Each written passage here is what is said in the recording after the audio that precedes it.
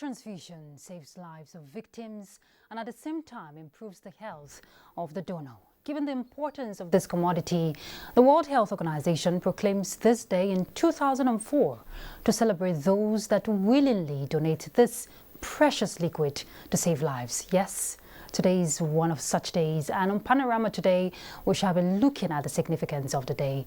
We'll also bring you update on Kofaragayang kidnap in Zaria. Thank you very much for joining us. This is Panorama. I am Ruth Aguele.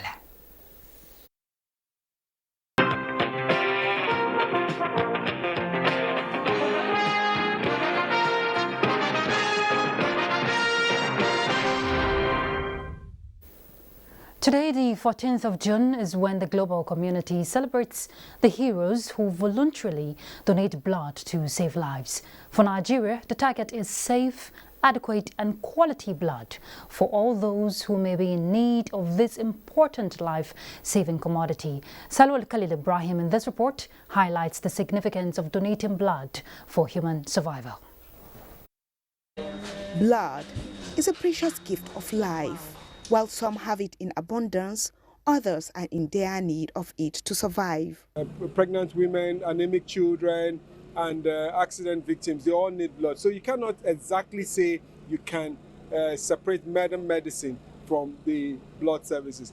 39-year-old Nathan is a lawyer who finds fulfillment in humanitarian gesture as a voluntary blood donor. And it would interest you to know that he has done that 67 times, putting him at the top of the chart of voluntary blood donors in Nigeria. When I donate, the following day I sleep like a baby and I wake up like a baby. It's always good for me to do. And my inspiration is putting somebody's smile on his face. Your blood is like giving your life so another person can live. You might be the one that will need it tomorrow.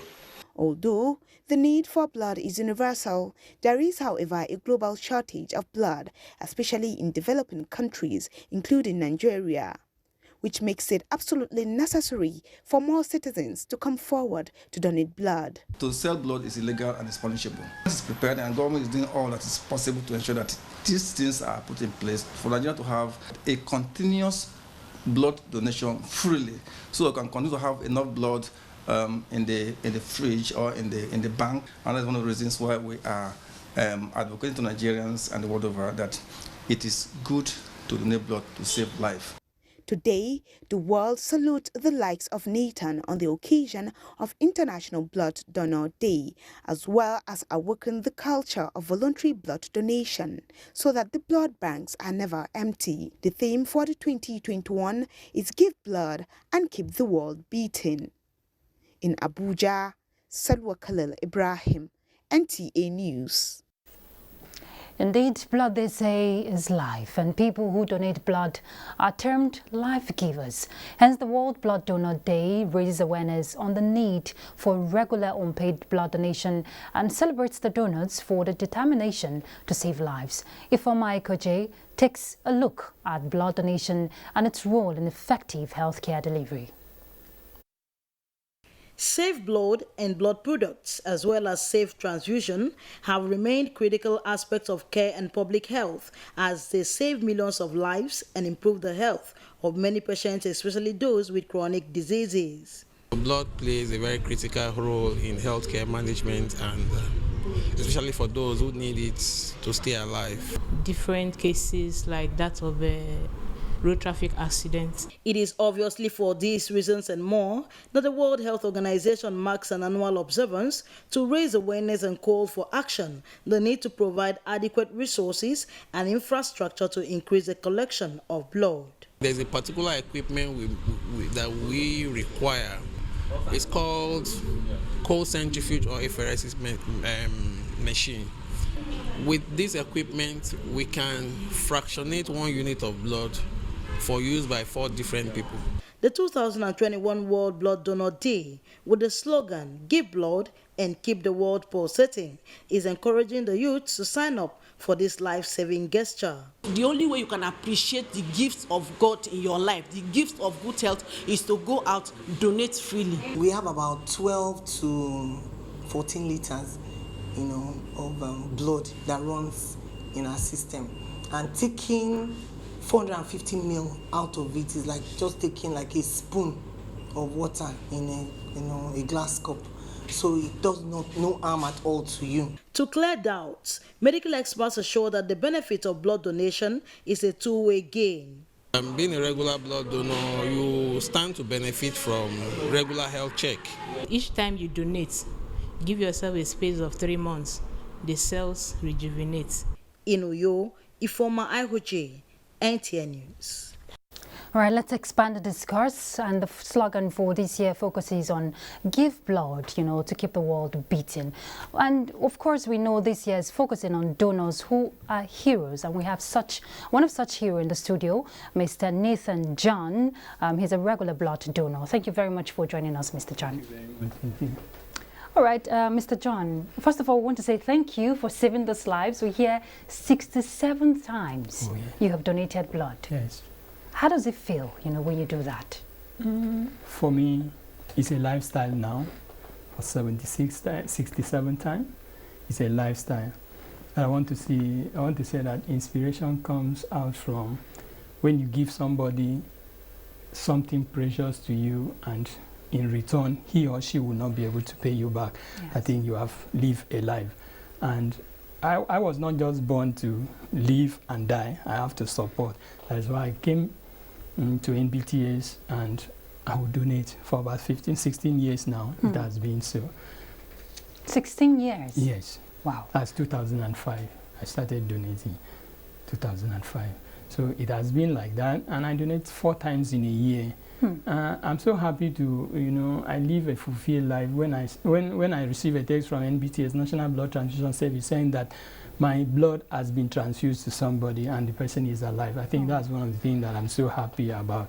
Like today, we were celebrating another day in 2021, that is National Blood Transfusion Service, joining the rest of the world to celebrate all donors. I mean unpaid blood donors, that is not, non-remunerated blood donors. You don't receive money, or you don't receive anything in return. Yes. You just donate it freely. I was even going to ask you that. You don't get paid for this. You just do it from your heart. So what kind of routine do you go through, before you donate this blood? You said 4 times in a year. So yes, what's your routine like? NBTA has its own policy that before you donate, there's a check. There's a check, either the benefit of it, there's a check that you need to go through, fill a form about, you get a form filled telling your health, life, and the way you live your life in the past, maybe like 2 weeks before the donation. And you'll be checked. Even the blood quantity in your body will be screened, will be checked before you donate.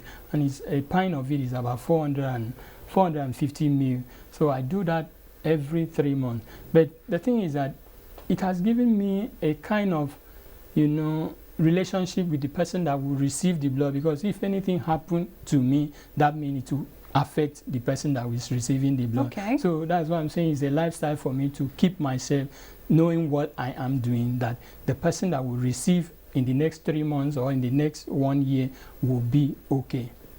Looking at you, you're giving me hope, because when I look at my size, I tell myself, okay, no, I can't donate blood, but you're giving me hope, just like you're bringing, saving lives out there. But how do you feel afterwards, after donating this blood? Do you get any kind of health challenge whatsoever? Yes, initially, there's something that, anything that you've not done before, if you start it, there will be a kind of side effect, but it doesn't affect me as much.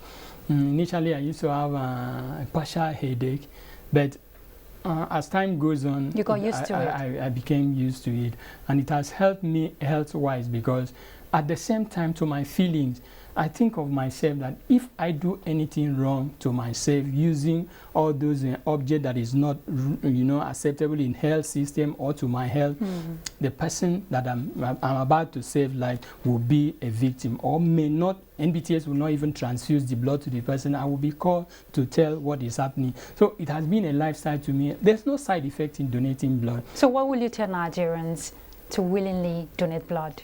I would say, just as I said before, that I did not just, like youth especially, you did not just born to this world, to live and die. Yeah. You have to support. by giving at least a pint of blood. A trial will make you to, to do more because there's no side effects about donating blood. Thank you very much, Nathan John, and keep saving lives. Thank you very much for your time with us. Thank you. Right, let's look at other issues. The approval and implementation of a consolidated medical salary scale by Governor Udom Emmanuel has placed medical workers in Akwa Ibom State as the highest paid in the country. Now, this was revealed when executive committee members of the Nigerian Medical Association visited him in his government house in Uyo. Susan Osupo reports. Being the first governor to ever grant audience to the Nigerian Medical Association in the state, Governor Udom Emmanuel acknowledged the contributions of medical practitioners in the state, especially in the fight against the deadly coronavirus. Reiterating his administration's resolve to revamp the health sector, Governor Emmanuel hinted that the Jubilee Syringe Factory, aside from being the largest syringe manufacturing company in Nigeria, will soon commence production of plastic medical consumables, while the Akwa Ibom State University Teaching Hospital, at completion, will be a model tertiary hospital. We also want to set up a whole lot of training centers, at least in the 3 senatorial districts, one in Eket, senatorial district, one in Ikoregan, and then want to use it to be a model secondary healthcare system. And I'm sure you appreciate the fact that we've also hired several doctors. We are still going to hire more as we keep opening a lot more hospitals. Chairman, Nigerian Medical Association, Akwa Ibom State, Dr. Ime Udo, lauded the governor's effort in containing the COVID-19 pandemic and the laying of foundation stone for a state-owned teaching hospital. The substratum on which wealth is created is health. Health is fundamental to the productivity and drives the economy. NMA, as a custodian and major advocate of health, naturally gravitates towards whosoever is passionate about health. The meeting with the Nigerian Medical Association is to seek support for the 2021 Medical Week coming up in October 2021. In Uyo, Susan Asukwa, NTA News. To complement federal government's effort in the management of ecological problems and other related matters, stakeholders in Kogi State have come up with suggestions that will help curb devastating effects of the challenges on people. Francis Udojo has a report. 5 local government areas of Kogi State, including Lokoja, Basa, Koto, Ofu, and Ibaji, that fall among the hyperdeck power producing areas in Nigeria, had their representatives at the meeting. The event having created a platform for the stakeholders to air their views on the effect of ecological problems such as flood and how it affects them, registered their appeals to government through hyperdeck for the dredging of the rivers Niger and Benue to prevent waters from overflowing its boundaries. If we begin to give palliative, we may never get into the root of the problem. Once that river is dredged down to the river Niger and a concrete wall is built around the distance to control further influx of sand to refill it, then we would have gotten right the problem of ecological degradation. Dredging the Niger in a committed manner. Request for the provision of boats to aid transportation, durable roads for farmers, construction of dams to absorb waters and for irrigation purposes, provision of basic amenities to alleviate the sufferings of the affected areas, top list of items urgently needed. Most communities have not recovered from the flooding of 2012. So what the people want most are access roads. Support we expect from you for dealing with accommodation of fleeing victims of the flood. Hyperdeck, in synergy with other already established agencies such as NEMA, NIWA, and the Kogi State Emergency Management Agency, assured of their determination to ensure the plights of the people are given favorable attention by the Commission. We are going to look at each community and decide what we can do for them according to their own priority.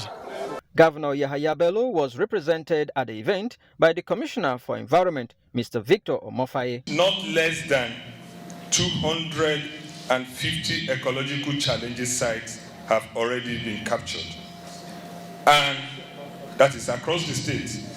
And the government is working out modalities on how to carry out intervention according to magnitude of the degradation of each site. It is generally believed that economic activities will be greatly improved if the federal government goals in setting up the Hyperdeck Commission is well utilized. From Lokoja, Francis Sudojo, NTA News. You're watching Panorama. Let's go on a short break. We'll be back. The vaccine offers hope for a safe country free of coronavirus. I urge all state governments, traditional and religious leaders to take the lead in the mobilization effort within their environment and spheres of influence. I similarly urge all eligible Nigerians to present themselves and be vaccinated in accordance with the order of priority already mapped out at the various authorized designated centers only.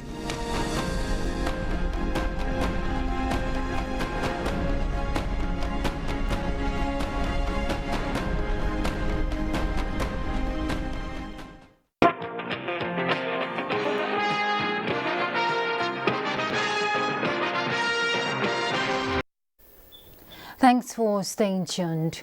All right, now we know yesterday unknown gunmen kidnapped some persons from Kofa and Gayan in Zaria. So we have our correspondent now join us from Kofa and Gayan to give us an update via telephone. Tina, I'm sure you can hear me loud and clear. What can you tell us at the moment? Yeah. The people are still in shock as they are yet to come to terms with their sad reality. Ever since the incident, the abductors have only established contact with the family of one out of the 10 abductees and are asking for ransom. Those who are yet to know the fate of their loved ones are devastated. However, community leaders have refused to speak, saying that they are afraid for their own safety. It will be recalled that a similar incident occurred at Ruhubomali Polytechnic, where 8 students and 2 lecturers were abducted. We do know that security operatives are on top of the situation, as they have been holding a series of meetings. And right now, heads of security formations in Kaduna State are at the palace of the Emir of Zazzau to reiterate their commitment to tackling the menace. The Emir, Ambassador Ahmadu Bamali, has described these frequent attacks in his domain as unacceptable, and he's urging security operators to intensify surveillance. That's what is happening right now. Okay, Tina, did you get any information from the security agents? What are they saying? Well, they are still with the Emir, and we're hopeful that by the time the meeting ends, we'll speak to them and then we'll have more on what they are doing and the efforts that they are making. Okay, lastly, just before I let you go, what's the atmosphere like at the Kofa and Gayan? What's the mood like? Well, the people are in shock. You know, they are confused. They don't know the fate of their loved ones. They don't know how they are faring. And it's devastation, actually, it's devastation. Yes, and hopelessness. That's the situation right now. All right, thank you very much, Tina. We'll definitely connect with you subsequently to get more updates. Thank you. Thank you very much. All right.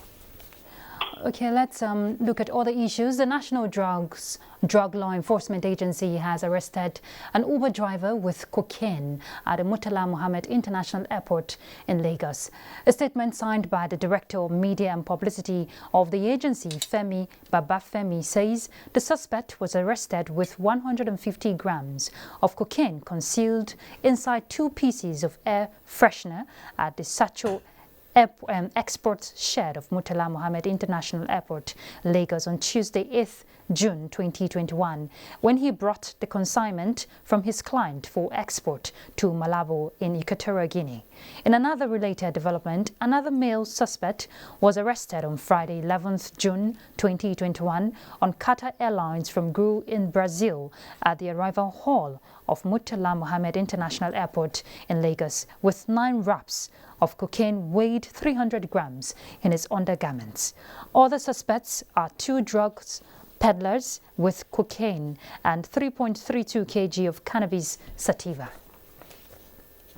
The Chief of the Naval Staff, Vice Admiral Aguele, and his Ghanaian counterpart, Rear Admiral Isa Adams Yakubu, are charting a new course in maritime security, which is expected to leverage the integrated national security and waterways protection infrastructure of the Deep Blue project to patrol known piracy hub, the Gulf of Guinea, and other insecure areas of the maritime domain. Defense correspondent Najatu Tijani reports. With the launch of the $195 million Deep Blue project, it's likely that pirates will operate further offshore in unpatrolled waters, making this collaboration between the Nigerian Navy and the Ghana Navy all the more necessary and even more strategic. The threat posed by the activities of these criminal elements constitutes a major challenge not only to the littoral states, but equally undermines regional development. So we are proposing that we have a collective naval operation. We can have a task force, ECOWAS Naval Task Force, under the umbrella of the ECOWAS Integrated Maritime Strategy. Piracy remains one of the foremost security challenges in the Gulf of Guinea, and stakeholders, including the maritime agencies and port authorities of both countries, are expected to brainstorm on strategies to intercept piracy and other crimes in the region. Najatu Tijani, NTA News. The Minister of Labour and Employment, Chris Ngige, has appealed to those behind various forms of propaganda against the Buhari administration to desist from such in the interest of national peace and security. Addressing leaders of Igbo residents from the 19 northern states and the Federal Capital Territory in Abuja, the minister said such acts are misleading. Salihu Abdullahi Gwanara reports. 69-year-old Eze Boniface Ibekwe is an Igbo trader from southeast Nigeria, residing in Kano, northwest Nigeria for more than 40 years. He's a member of the Kano State Traditional Council and in the payroll of the state government for decades. We cannot live in isolation. Nigeria is a great country, and all of us will benefit from Nigeria more better than separation. Eze Boniface and other Ezendibos drawn from across the country are concerned about Nigeria's unity and security. Who are you separating with? The Hausa man, the Yoruba man, the Igbo man, the Gala man, the Gwari man. The same God that brought us together has a reason, a purpose for bringing us together. The Igbos of Nigeria and Nigerians were indigenous to Nigeria. We will not support the breakup of Nigeria. We will not work for the breakup of Nigeria. The Minister of Labour and Employment, Chris Ngige, said there are 2 types of leaders in a democratic society, but President Muhammadu Buhari represents the non-partisan, non-religious, and non-tribal politician in Nigeria. Infrastructure-wise, we have gotten our fair share. There is no maltreatment there. We are there in the Federal Executive Council. And the Federal Executive Council is composed of ministers, 1 per state. President Buhari gave us 6, 1 extra. But much more importantly, the propaganda against this government by the elites in the southeast should stop. The meeting hoped to calm nerves and send a strong message of peace and harmonious relationship so that the likes of Eze Boniface and Eze Ogbonna will continue to pursue and sustain their means of livelihoods in peace in Kano and Maiduguri. In Abuja, Salihu Abdullahi Gwanara, NTA News. All right, let's take sports update. That's next. As we continue our update on the Euro 2020, 3 matches will be decided on Monday. Scotland will face Czech Republic. Poland will square it up with Slovakia, while Sweden is set to face Spain. Meanwhile, Raheem Sterling's 57 minutes goal is what England needed to edge past Croatia to take all the 3 points at Wembley on Sunday. In other results, Australia defeated North Macedonia 3-1, while Netherlands were 3-2 better over Ukraine in a 5-goal thriller. Still on football, after losing their first match 1-0 to Jamaica, Super Falcons of Nigeria at the early hours of Monday played a 3-3 draw against the Portuguese female national team in the ongoing U.S. Summer Series in the United States.